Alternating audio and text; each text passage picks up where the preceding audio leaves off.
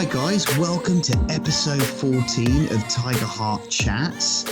It is so good to have so many of you guys listening to us. We hit the 1,000 download mark last week after the fantastic Amelia Corman podcast. I've got a really exciting guest on the show. She's a very intelligent and very interesting person. Please welcome to the stage, Emma Mills-Sheffield. Hi, good morning. Thanks for inviting me. How are you today? You know, I'm really good, but I am really grumpy that it's really hot. I shouldn't complain, but oh wow, it's making focusing quite hard at the moment. I can imagine. I bet your afternoons must be a bit of a blur. Yeah, the afternoons are, but I do a lot of productivity work with clients, so I try and take my own medicine and make sure I'm really productive in the mornings, and then in the afternoons, if there's ice cream involved, that's fine. So Emma, there's going to be a few people on here that don't know much about you. Give us a background about who you are and also your fantastic business, Mindsetup. Sure. Yeah, no, I'd be happy to. So I've been, I'm a business consultant and coach, and I like to always say I work with purpose-led businesses. Now that can be quite a broad term, and it's something I know a lot of people are looking at the moment. But what I do is I help businesses with their strategy, understanding where they need to go, how they can get there, and then kind of working backwards, saying, well, what are the really practical steps you need to take for you as a business owner and for your team to be able to get there. And I do a lot of leadership coaching and team development work. And my absolute focus is on people. So to give you a little bit of background, I've got a project management background, and I've been in corporates for quite a few years. And I used to run global projects and kind of quite complex team dynamics in financial services, in tech, in engineering, and in other places. And what I learned from that was we all need process, and we need a kind of framework and systems to operate in business. But for me, it's how the people interact. And what became really apparent to me was, I think, a lack of understanding of how individuals work best, what they need, how they can really perform well and kind of mesh together as a really high-performing team just by being human, by kind of creating an environment for leaders to be humble, to be vulnerable, and to be empathetic, and to really create that kind of vibe so that employees can absolutely thrive in the workplace. One of my core values is about having fun, actually. So for me, it's about let's get all the hard work done. Let's be really focused on what we need to do. Let's get rid of all the distractions, that kind of digital clutter that we always drown in, I think, in business. And create that time and space for people to learn and to grow and to thrive. And then ultimately to go home. So it's so important, and especially at the moment because our boundaries are so blurred, to have that work versus home balance and really understand kind of what that means from a business setup perspective and from a coaching perspective to work with people's boundaries and to help them be balanced and just to create a more holistic life for everybody. So I used to commute 4 hours a day, and that was on a good day. It's no fun. You know, you miss your family growing up, and it has its own impact on you as well, health and well-being wise. So for me, it's now when working with people, it's about really understanding what their core values are and what they want to achieve, and helping them to just have that balance and create space, because we need to do more for our communities and more for our families. And I'm a firm believer that Netflix box sets are fine, but only when you've done everything else and you've achieved everything you want to do. Yeah. So yeah, that's kind of what I do now. And how long have you been doing that for? It's been the last couple of years. I was actually really lucky when I was still in the corporate world that I had a really understanding boss, and he and I worked together to sort of plan my exit, as it were. And by that, I just mean he was really supportive when I said to him, look, I need to do something different and I don't know what it is. But ultimately, I want to go and work for myself. And I kind of tossed that idea around for a really long time because I didn't know what I wanted to do. And the real trigger point for me was when, so many years ago, now 18 years ago, I lost my sister. I'm sorry. And thank you. She was 15 years older than me, so a big age gap, but we were really super close. And when I approached the age of that 15-year anniversary, I thought, wow, okay, soon I'm going to get time that she never had. I've got the opportunity to live my life to the fullest. And I didn't know what to do with that. And that was what I, played with for quite a few months, thinking, what do I do? How do I do something with purpose? And how do I really help others? Yeah. And I'm not a healthcare practitioner or a therapist. And I thought, okay, I can't go into that therapeutic space. But what I do know a lot about is how to help people get to where they need to get to. And for me, the coaching aspect and, the business strategy side, I thought were really different. And after, I suppose, a bit of burnout, I thought, yeah, I'm done with all the corporate stuff. No one's interested in that. I draw a line under it. I'm moving on. And then I realised after a while that actually it's really helpful to small businesses. So I sort of then put everything together, which is why now I've got, yes, I work on business strategy, but for me it's absolutely people first. And I do a lot of work with charities and in the community as well. So for me, it's that kind of that I have that holistic balance of everything as well. So that's really nice, and I'm really, really fortunate. Absolutely. And it's so important. I've worked for companies where you're working with these teams. You've got a huge challenge, this goal that you're driving towards. And sometimes, more often than not, you forget about the empathy between all the people around you and how to get the best out of your business processes, you need to have some form of humanity and compassion between all of those that you're working with. And that can be really destroying, not just for the team, but also for each person individually. Absolutely. Yeah. I've seen bullying. I've been bullied, and for many months on a project. And I now, looking back, think, why did I put up with it? Why didn't I just walk? And I thought, but if I can't deal with this myself, I'm letting down my team. If I, as a leader, can't address this, then what chance do people who are more junior have when I say to them, okay, well, maybe have this type of conversation or address it in this way? And yet I'm not able to either. So I've seen some very toxic cultures. And actually what I do now is build on that with teams and individuals on resilience coaching. That's amazing. Address bullying and all of those nasty things that are a little bit too prevalent, unfortunately. I think sometimes people just put the reward under a magnifying glass and they focus on that so much that they forget just the things around them. And that's how those toxic cultures breed. So how do you operate as a coach? How do you currently operate with your clients? So I'll work either one-to-one with business leaders and then with their teams, or I'll work on a sort of at that senior leadership level on saying, let's have we've got a strategy day to look at what the next 3 months might have. We might look at the year plan, but then when you're starting to look at some of the tech companies, things evolve so quickly and growth can be so rapid that you're going to have to be keeping that pace up and meeting more often. And so I'd say I apply the kind of some of that good old project management and project leadership approach, but understanding what it takes for those people and what their individual drivers are and what's in it for them. So it's really how to create that high performing culture, but just by being nice, being decent people. And I'm lucky, I think I don't have any clients that aren't nice people.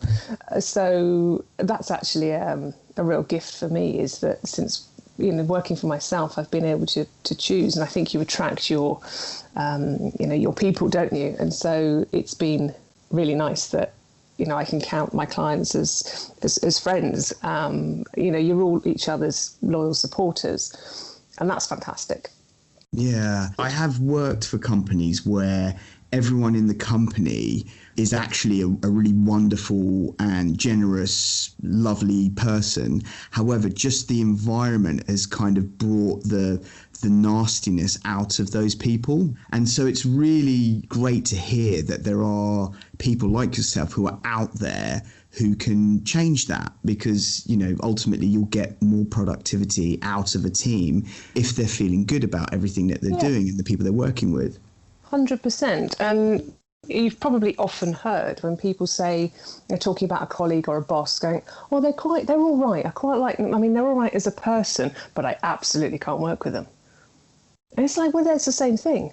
Yeah. That person socially is still the same person in the office. And if you've got that real disconnect, it points to real tension and stress, that if someone's lashing out in the office, but they seem to be a nice person, that really doesn't gel. So you have to really get under the surface of what's happening and why there's that disconnect. And often it's about having open communication, understanding what their concerns are and the insecurities. And some people are, they're just desperate for a promotion. And I've used to see this a lot, where people actually lash out. So it's not, the toxicity is actually around people trying to step on others to get to the top, which is vile. But if you work sensibly, we're all different. We've all got different skills. So, I can help you, you can help the person next to you, and so on. And we can actually all win. We don't have to fight. And so that's a really important part of getting those team dynamics working, to understand that everybody plays a part in the business success. But it's often not tangible, that these lofty goals and visions that are set at leadership levels they aren't tangible for someone who works on a shop floor or in HR or in the accounts team. And so I work to try and pull that together to say, well, what's in it for you and what's in it for the business, and how do you need to meet in the middle? Yeah. And so, I'm a big fan of flexible working. I think adopting good flexible working practices means you can get some fantastic people, and they work brilliantly because they're doing exactly what they want to do, how they want to do it. And that's really powerful for business. Emma, whereabouts are you based? I'm in sunny Brighton. Ah, love that. In the UK, love it. And just with regards to how COVID has put some restrictions on how businesses operate, how do you operate over this current lockdown? A lot of getting square eyes on Zoom calls and Teams chats with everyone else, really. But things are opening up slowly. And I've met a few clients face to face, a distanced face to face. And it's actually really lovely to be able to just get that human connection. Absolutely. So, but it's been interesting. Things have changed, and like any other business, you lose clients, you gain clients, you keep a steady state, and I would say things are changing now. People are starting to look more outward, because initially everyone was looking inwardly and saying, well, how do we get through this? Firstly, from a business perspective, how do I get through it as a leader and a boss? How do I keep my employees happy? And how on earth do I manage myself when you might have two small kids in the house as well, and you've got a lot of pressure? So a lot of the conversations I had with leaders were around managing that overall balance and well-being piece, as well as how to deliver on their strategy. So it's been more about the individual and the person than the business necessarily, because some businesses have been very lucky and they've taken advantage of the market. Others have struggled. And with regards to those businesses that you work for, what's the percentage split between businesses that are thriving that you work for and the ones that are struggling? Oh, wow, that's a good point. I would say it's more on the thriving side than the struggling. Right. Actually. And I think the difference there is if businesses are struggling, they'll make a decision very quickly to stop taking in any consultants. And often it's a case of, look, we need to sort of preserve where we are right now, and then we'll think about growth a little bit later. So that's on an individual basis. Whereas others are, especially in the tech space, they are really, really thriving. And they're starting to sort of emerge again now, I would say. You can start to have more conversations. Whereas at the beginning, people were saying, God, we're just so busy. It's been absolute head down, get on with the day job. And now they're looking out saying, well, we've had, one quarter or one sort of cycle where you might need to be looking at your staff appraisals or your, looking at the business. And we came into this thinking, well, this won't go on for long, I think, we hoped. And then now it's like, God, that's been going on quite a while. What next? Yeah. So, yeah, I'm expecting a busy few months coming up as businesses start to adapt, and especially around the staff aspects of, do they return to the office in the traditional sense? Do they work remotely? Are we working flexibly? How do we how do we hold hands, basically, and really understand who needs what? Because there's so many complexities around the return to the office, and health concerns and risk. And also, people don't necessarily want to go back. Yeah, this COVID era has definitely changed the way the world operates. But one thing I have noticed, like yourself, there's a lot more opportunities, particularly in the last couple of weeks. I've noticed we've had more inquiries as a business. We're doing more work now than we did 3 months ago when COVID hit. I'm actually quite excited, apart from this heat. This heat is crazy, but the opportunities are starting to create this atmosphere of optimism, which is refreshing, finally. I would agree. And September's always a month where I think it's, even if the kids go back and you do or don't have children, I think it's always been that historic start of the academic year, in the UK. Ahead of winter, it's like, right, what's the plan going to be?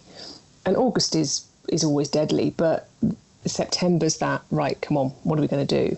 Yeah. And I can feel that, and the conversations I'm having are around, okay, this is what we're going to do in September. And I would agree. I tell you what's been really beneficial, actually, is being able to create the time and space during COVID. That there's no travel needed. So I might complain about getting, Zoom fatigued, but it means people are available. And I've made more connections without geographic boundaries online through different networking and different things, and being able to host more things myself as well. On a regular basis, you can have like a lunch and learn type thing, and you can present on something much more freely than if you had to physically be there. And it means I can do loads more mentoring as well, which has been great, because it's something I love doing, but you can't always fit it in. Whereas now it's like, come on, let's add value to people. What can we do to help? That's amazing. You touched on it briefly at the beginning when you were highlighting who you are, but I guess I'm quite curious. How did you get into being a coach, being a mentor, doing what it is that you do as a business consultant? Yeah, I think it was that trigger point when sort of a few years ago I realised I wanted to do something different. And I think it was having sort of trying to find my way and having different conversations with people and saying, look, I've got this idea. I just want to help people, but I don't know how. It started quite organically. I didn't throw in the towel and say, right, I'm off to get a qualification in X and this is what I'm going to do. Because I've always coached. I've always, through the roles that I've had in industry, I've been coaching people from a leadership perspective myself, but also within teams. So if you have a very diverse team of people with multiple seniorities and different countries, all going out to pitch for work with one client, they need coaching. So you actually work on their individual and their group skills to be able to just have that really human connection with the client, because as we all know, people buy people. So I've been doing that for years and delivering training and workshops and facilitation. So the more I realised, as I kind of analysed what do my days and weeks and months look like, where I got my energy from was around working with one-to-one or groups of people on developing them in one way or another. So I suppose my advice would be, if people are thinking about doing something similar, it's having that external perspective, as it were, looking in and saying, what do I do now? What do I love? Where do I get my energy from? And what, frankly, am I massively disinterested in? Yeah. And for me, yes, it's like everyone, probably the bureaucracy and the hierarchy and the, endless corporate emails of stuff that you just feel you're the tiny, tiny cog in a massive wheel. So then I thought, well, okay, if I take that people aspect, what do I do? And can I help people who are going through some kind of transition? So is it that they have had loss? Is it bereavement? Is it recovery from a long-term illness? And often when people go through something really traumatic, they come out with you experience something called post-traumatic growth. And I certainly experienced that. And I thought, right, I've got this energy, there's something I need to do with it. And so can I find other people who have a similar need? And I do work with people like that at times, but typically, and this is where I sort of thought, well, I don't need my corporate background, by actually bringing that back in, it means I can work with businesses. But I don't work with faceless businesses. I work with business owners who are passionate about succeeding in what they do. Yeah. And if I am working with a large, really large business, I'm working with teams and individuals who know what they want to do, or who need support in being able to kind of navigate the internal system. So it's always people-led. And so that's how I got into it, just by understanding what I do best, where I get my energy from, where I can add value, and then mapping around that, saying, well, what does that look like from a proposition perspective? Because I'm not prepared to just go out. I mean, I'm really proactive. I don't just wait for things to happen. You have to have a compelling proposition to say to people, look, if we work together, there's value to be had. Yep. What does that look like, and how do we do it? So that's how it's been kind of finessed. I didn't throw in the towel and go and do a course, because I think you need to have a real strong sense of purpose. I also find, and I mean this with respect to coaches who have done courses, is the courses kind of feel like, not all of them, but the majority I've seen, feel like they're kind of taking people's dreams and making money from them. There's a few people I've met who have done coaching courses but just haven't ever got a client. They're actually thinking about throwing in the towel being a coach. I really value your approach of that external perspective of understanding what you do best, and then taking that to a potential customer and saying, there's value in what I can offer you. Let's have a conversation. And then from there, building upon your coaching business. Did you do any coaching courses before you set up Mindsetup? So sort of corporate-led internal training, coaching, presentation courses, yes. And I did toy with, do I go external, and where do I sign up? And I spent a very long time, and I know a lot of coaches have done the same thing. You start looking around saying, well, I could spend £5,000, £20,000 or £50 on a certificate. So where's the value? So what do I actually get from that? And there are some fantastic courses out there, especially when you start to become very niche and you really, really need something with some real deep expertise. But I've spent 15 years in industry building teams and working with people and coaching them.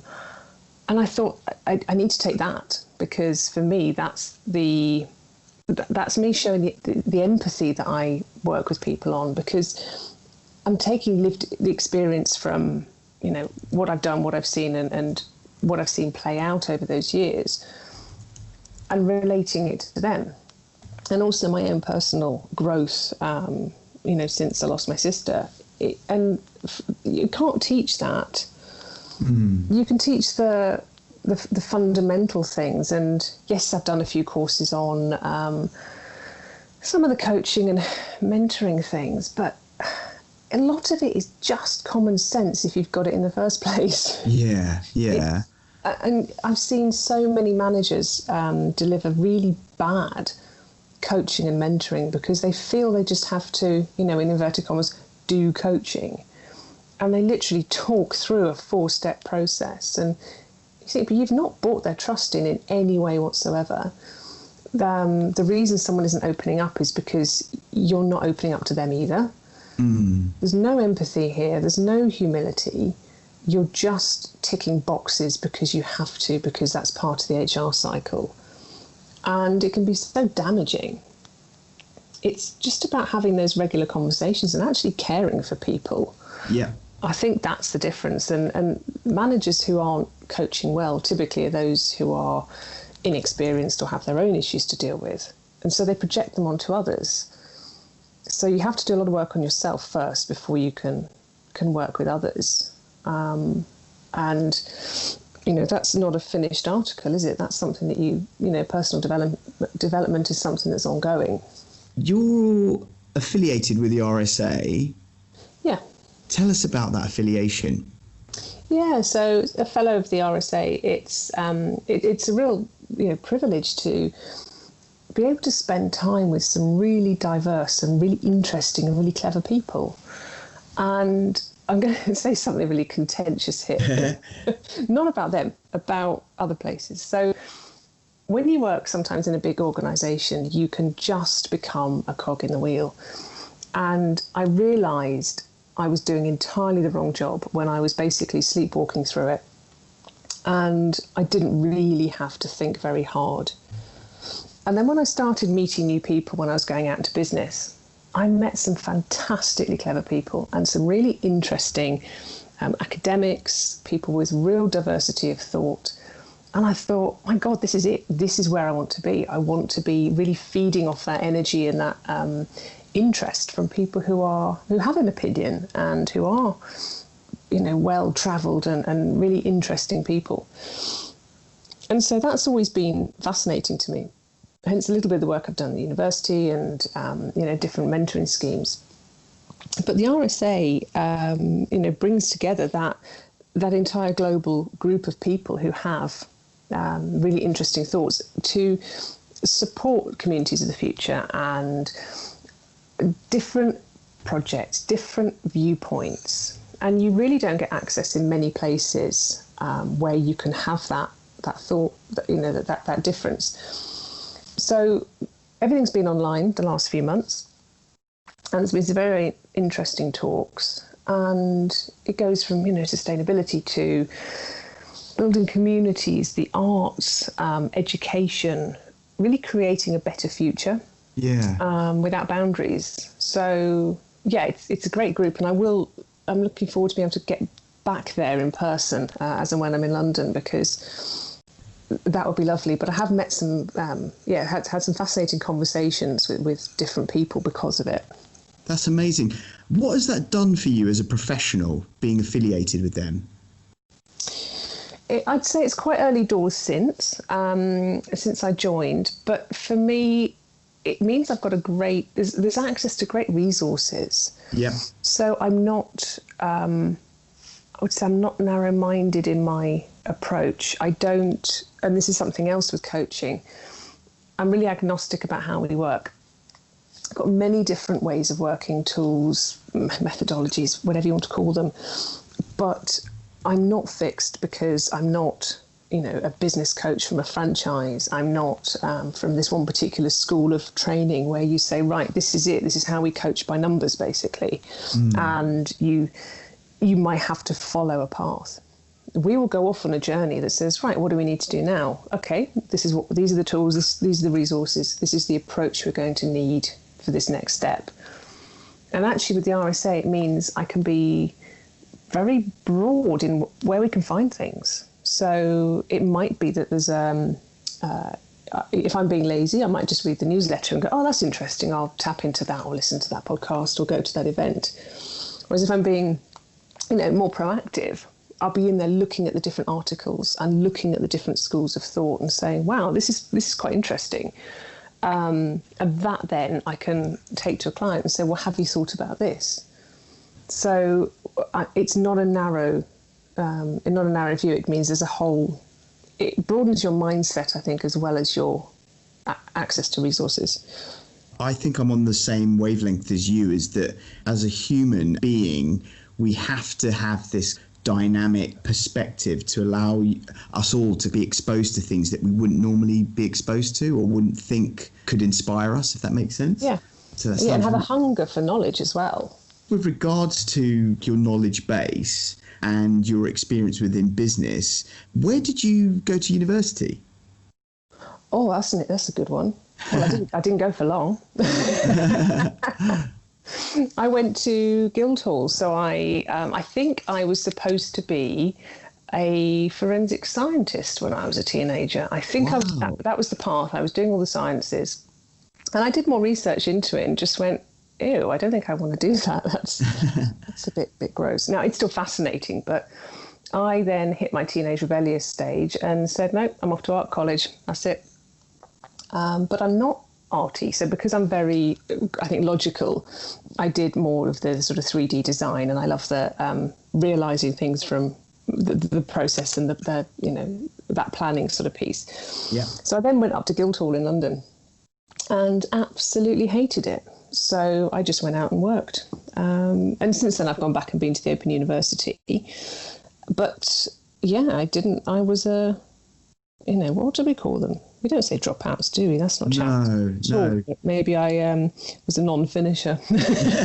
But, everyone's journey is different. I just finished a course at Harvard X on leaders of learning, and it's about the future of learning and how we all are educating ourselves in different ways.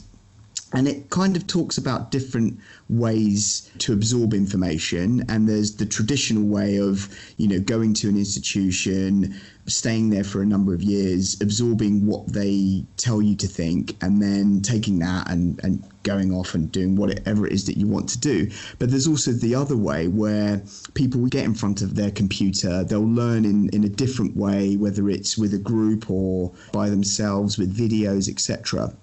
And how all of those different learning methods have their benefits and also their problems as well. And I think there is a real stigma thrown on people that don't finish at university or don't finish school. And then there's an assumption that they're not going to be anything, when in reality, it's just part of this staircase that we're all climbing. Mm-hmm. Yeah, absolutely. And somewhere I worked, which was a great thing between being in engineering and working through the recession to then going to London in financial services, was I spent a couple of years in Brighton at a learning technology company. And it was great to really understand there how people learn differently. And I think that's also helped with the training that I do and the workshops in understanding who needs to get what and when, and what are the outcomes, because it's not one size fits all. Yeah. At all. And yeah, I think teachers must have done so much work and have done an admirable job in the schools where they've really been supporting distance learning over the last few months, because it's not the norm.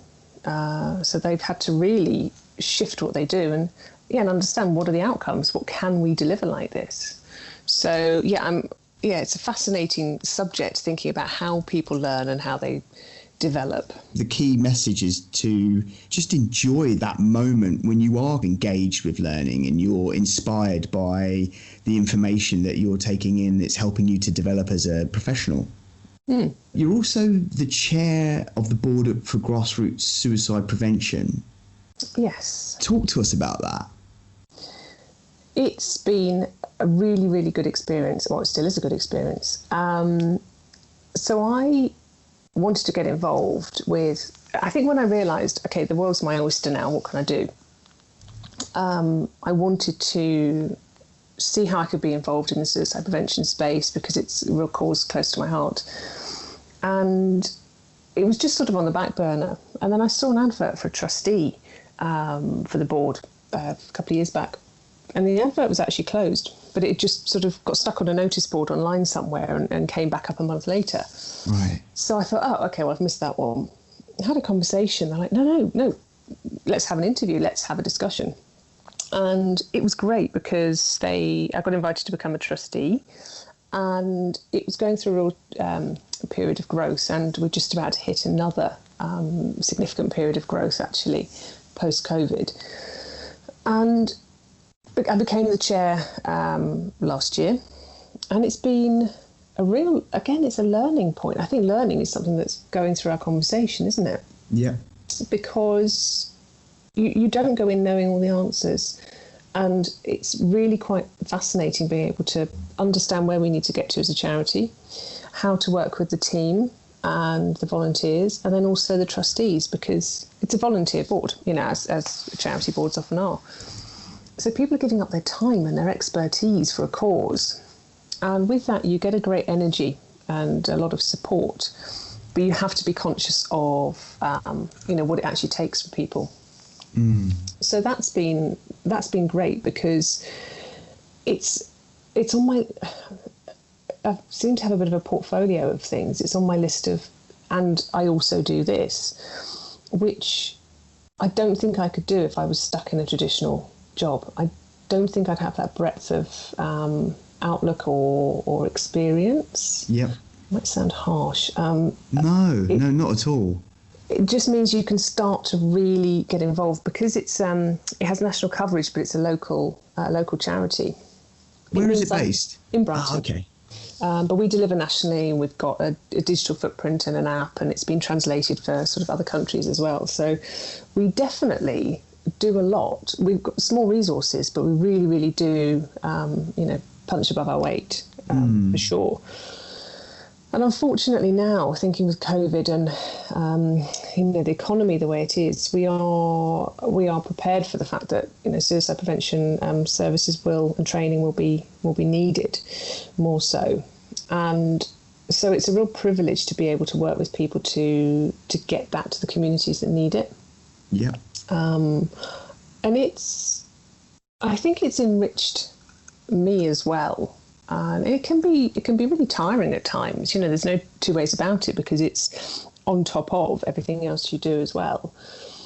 But it's definitely been a great experience, and we're just going through a process, another stage of growth, and that is going to be really exciting, because we're trying to normalise really having conversations around suicide and asking really supportive but really direct questions of people, and bringing the topic to the table, because it's not something we should shy away from. And obviously mental health support is a huge thing. I say globally now, we're having many more conversations about it, but we don't always have the conversations about suicide. And it's tough. You have to remember it's a really, really tough subject, and it impacts so many people.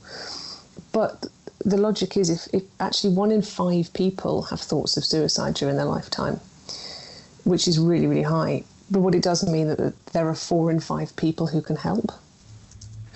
And when you think of it like that, it means that having the resources and the training available for people to be able to support others in those conversations can save lives, and it will save lives. Again, it's a real privilege to be involved. Do you know what? That perspective on that stat that you've just given is one of the most beautiful things I've ever heard. 1 in 5 people have suicidal thoughts, but that means that there's 4 out of 5 people who can help. Yeah. That is one of the most beautiful pieces of hope I've heard in a long time. It's wonderful. It is a message of hope, actually. And that's, thank you. It's because it is a tough subject. But we do talk about hope. We do talk about recovery, that we believe that recovery from these thoughts is possible, that, there are people there who can help, and you don't have to be in healthcare to be helping. This is about knowing when to ask if someone's okay, and when to really ask, okay, let's have a chat, let's have a coffee, let's go for a walk. And also being aware and comfortable with what they might say and how you can then support them. Because often people don't ask for fear of making it worse. Yeah. But in actual fact, there are many myths, obviously, that the training covers and some of the areas that people are concerned about. But like CPR, you can't really make someone worse. Yeah. That's at the extreme end. But at the more normal day-to-day end, it's about just creating the environment, the culture and the conversations for people to be okay with opening up. So again, we go back to empathy. We go back to the barbers saying, are you sure you're okay to somebody? Because, certain communities are more at risk than others. And you've got obviously the statistics with younger men. And I think everybody can be at risk. Yeah. But there are certain demographics that are focused on more. And, we need to look after our healthcare professionals and everyone who's doing a sterling job at the moment, but is under lots of pressure. We just need to ask people how they're doing. How long has the charity been running for? It's been going since 2006, and we used to be a community interest company, now a charity. And yeah, we've got big goals. Amazing. I'll put links to the charity in the liner notes of this podcast. Oh, that'd be great. So going back to you as a business, Mindsetup, what are the challenges that you faced when you set up the business initially? It was, I would say, a massive lack of understanding of what it was going to take. Oh, wow. Yeah. So I mentioned I was kind of phasing out, saying, right, so I built my network locally. I'd already started working with people. I'd sort of got a website and all of that. I didn't anticipate what it would take to do all the practical stuff around a business. All of the things that you hear of and then think, oh, hang on, right, data protection, yeah, fine, accounting, yeah, VAT, yeah, all of that stuff. And then trying to navigate all the very well-intentioned but quite hungry businesses out there who say, hey, did you know you need this and you need that and you need the other? And so I thought, hang on a minute, let's just hold back. I've got what I need to deliver. I don't need to be spending squillions on SEO and this and that and, copy. And so for me, I think what I learned was that your network is so important. Yeah. Building a really good network. And that means giving. It's a giving, not a taking network. And you just start to build and you start to work with clients. They go, God, that was fantastic. And you think, wow, I did that. And so that's really humbling because the failures are all your own, but the successes are all your own. Yep. And so, God, yeah, I'm still learning, like everyone's learning. But yeah, I didn't anticipate kind of also what it would feel like to get up in the morning and go to work for myself, having only ever worked for other people. And it was really liberating, but also it can be quite scary. So I think that's where I'd encourage people who are looking to do something similar. Again, get a really good network of people you trust so you can have that conversation, have the accountability, have the support and just say, hey, things are working really well or things are dire. And you've got that open kind of chat because that's really what's needed. What challenges do you face in our current era? In our current era, I would say probably just access to good people. To be honest, online networking is a funny thing, but it works really well because there's no fluff and you don't get stuck in the corner with someone from insurance. So it's not like networking where you think, oh, I don't want to go and there's a glass of warm wine or a mediocre coffee. And people just say, yeah, everything's great, busy. Yet in reality, it's not always the truth. Whereas building those relationships online, especially during COVID, you break down all of that and you can really say, look, things are really tough. And go, yeah, I know they are, aren't they? Well, how can we help? What can we do? And I've noticed a real level of honesty that's opened up, which you just don't get when you're at a big networking event and everyone's giving a sales pitch and and that sort of thing. So some of the challenges, I think, are probably how to keep that going, and that level of honesty, because I don't know if we will be going out doing the same networking that we did before. So yeah, I'd be interested to see how we can keep that really those open relationships, and having access to those people after this. Or whether it's burnt out, I don't know. It's we're finding our way, aren't we? I do have hope. I do feel like things are slowly going in a positive direction. I mean, it's so different now, and you have to be careful. But as you say, this era we're in at the moment has got rid of all the fluff that was around, and I'm really liking that. I really value the fact that things are a lot more streamlined and a lot more focused. Yeah, definitely. What advice would you have for anyone that wants to get into the coaching, mentoring, consultancy space? Oh, that's a good one. I would think find out where you excel and you get your energy from, and build on that, and work out why you're brilliant at something. And I don't mean that in an arrogant way. I mean, everybody has a skill, and test it with a few people and say, look, this is what I think, because we often don't blow our own trumpet. But have somebody help you and work out, what are your what are your sort of key strengths? Build on that. I wouldn't advocate going to do a course to become a coach because you don't know quite what you want to do, because you might as well go and learn to become a French teacher. And that's going to be those people that you mentioned, that do a life coaching course and then don't get any clients, because possibly they don't have the ingrained sort of desire and the purpose for it and the experience. So you need to be credible. And I always am a little bit, shaky around people who are maybe 23 years old and are life coaches, because I just think, well, you're going to have something unique, because that's what credibility gives you it opens the door. Yeah. So find out what you're really brilliant at. Find out where your experience can help others, and really hone in on that.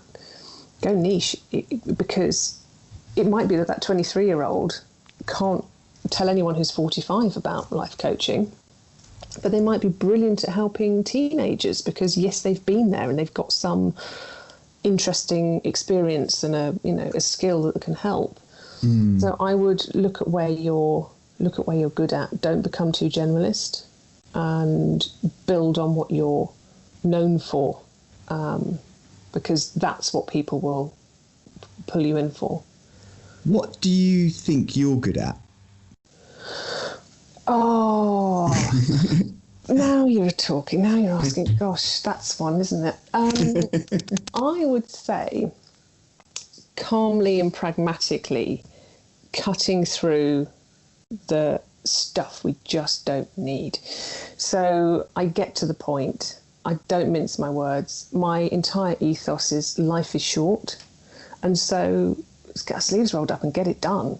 Yeah. So I don't preach and not do.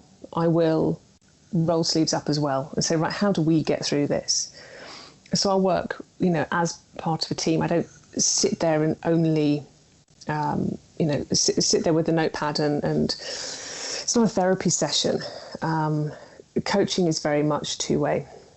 Yeah. And yes, I get involved, and that's the sort of consulting side. But I think it's that pragmatism and that human element to say, look, let's just do this calmly. Let's get through the storm. How can we get through it? Then how can we really succeed? So yeah, I break down all of the rubbish and the noise around things and get to the point in I'd like to think, a nice human way. Awesome. Emma, we're coming towards the end of the podcast. It's been absolutely brilliant, and I'm sure people listening to this will get a lot of value out of what you're talking about. It's been really inspiring for me, definitely. If anyone wants to get in contact with you, what's the best way for them to do that? Yeah, definitely. So the website is www.mindsetup, which is all one word, .co.uk. You can find me on there to get in touch, and LinkedIn. send me a note on LinkedIn. I don't think there are many Mills-Sheffields on there, so you should find me and we can talk. Awesome. And can people contact you via Instagram and Twitter?